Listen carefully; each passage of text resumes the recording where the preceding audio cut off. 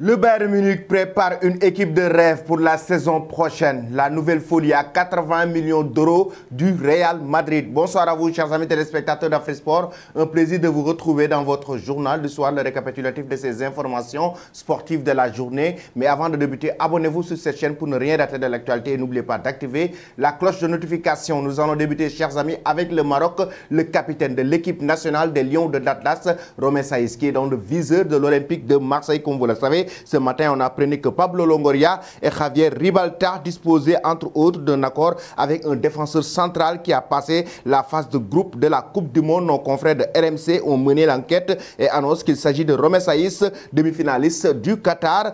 Il s'agit de défenseur central marocain, toujours d'après le média. Les discussions sont très en bonne voie avec le joueur qui aurait même déjà donné son accord pour rejoindre le club foncéen. Les négociations auraient également débuté avec le Besiktas pour acheter la dernière année de contrat de l'ancien joueur de Wolverhampton. Il s'agit d'une somme de 4 millions d'euros que le club français doit mettre sur la table pour que Besiktas puisse libérer le joueur marocain Romain Saïs. Que pensez-vous, chers amis, de ce futur transfert? Après cela, nous filons directement du côté de l'Algérie avec un joueur qui prend sa retraite internationale. Il s'agit de Oukidia, qui est un ancien gardien de but de la sélection de Djamel Belmadi. Pourtant, il n'est pas convoqué pour cette 5e journée de ces éliminatoires de la CAN 2024. En même temps, il n'est pas convoqué pour le match de mardi face à la Tunisie, mais le portier s'est invité au regroupement des Fennecs à Sidi Moussa, où il a partagé avec ses coéquipiers un gâteau surmonté du message merci Alex. Au moment, le dernier rempart du FC Metz, fraîchement promu en Ligue 1, a publié une vidéo sur sa chaîne YouTube pour dire carrément qu'il prend sa retraite internationale. C'est avec beaucoup d'émotion que je vous annonce que je prends ma retraite internationale. Dans une carrière, il faut savoir quand s'arrêter. Si j'arrête la sélection aujourd'hui, c'est surtout pour ma santé, a expliqué l'ancien Lillois et l'ancien Fennec, chers amis. Après cela, nous allons du côté de l'Espagne maintenant avec Zinedine Zidane. Oui, pourquoi du côté de l'Espagne? Parce que Zizou, son dernier club, c'était du côté du Real Madrid. Et là, actuellement, la presse espagnole estime que Zinedine Zidane pourrait signer son retour dans le futur au sein du club merengue. Mais d'autres médias estiment que Zinedine Zidane peut aller du côté de l'équipe de France après le départ de Didier Deschamps ou bien même du Paris Saint-Germain. Mais là, actuellement, ce vendredi, Zizou, lors d'une de ses rares prises de parole au public pour la présentation du salon du football organisé au 25 d'Air en province, Zidane a fait de grandes révélations. Interrogé sur son ressenti quant à un éventuel manque de terrain et du football à 11, le Ballon d'Or 98 a lâché en rigolant. Il me manque, mais physiquement, relancé sur le poste d'entraîneur, a ajouté toujours en souriant, ça viendra. Je ne sais pas quand, mais ça viendra. Ça veut dire que Zinedine Zidane qui lâche un message très clair à ses supporters que ça viendra, mais certainement dans le futur.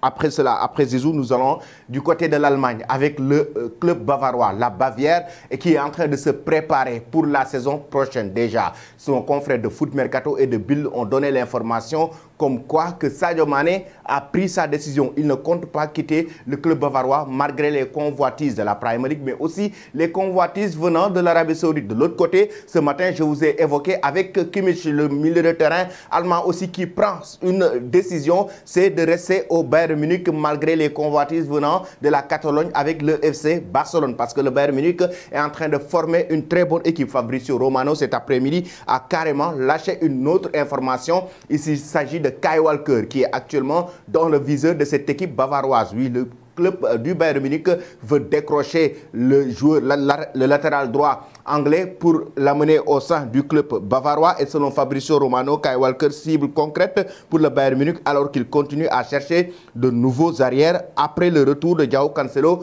à Manchester City. Aucune décision n'a encore été prise sur l'offre officielle, mais Kyle Walker est pris en compte dans les pourparlers internes par la direction bavaroise. C'est l'information qui a été donnée cet après-midi par Fabrizio Romano. Mais une autre information aussi, il s'agit du joueur Kim Min-jae pour se renforcer au niveau de la défense. Et oui, Bild, Kyle Walker. Après Kyle Walker, c'est le joueur, le défenseur du Napoli qui est plutôt tenté par la Premier League, mais il pourrait se laisser convaincre par la proposition du Bayern Munich. Le club lui propose un joli salaire de 10 millions d'euros annuels pour essayer de le convaincre à l'amener en Bavière. C'est pas encore fini, chers amis. Le président du Bayern Munich récemment a carrément évoqué qu'ils mettront 100 millions d'euros pour décrocher un attaquant que Thomas Tuchel est en train de chercher depuis des mois et ils ont dans le viseur l'attaquant anglais. Oui, l'attaquant anglais Harry Kane qu'ils veulent décrocher pour avoir une attaque très solide l'année prochaine, notamment pour aller conquérir l'Europe. Et oui, c'est la somme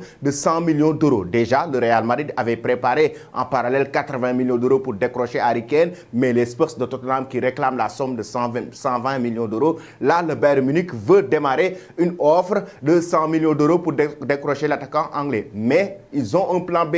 Le plan B, en cas d'échec, ils vont carrément foncer sur Randal Kolo Muani. Voici donc le plan du Bayern Munich, le club bavarois, pour la saison prochaine. Nous allons terminer, chers amis, mais avant cela, dites-nous ce que vous pensez de cette équipe galactique que le Bayern est en train de préparer pour la saison prochaine.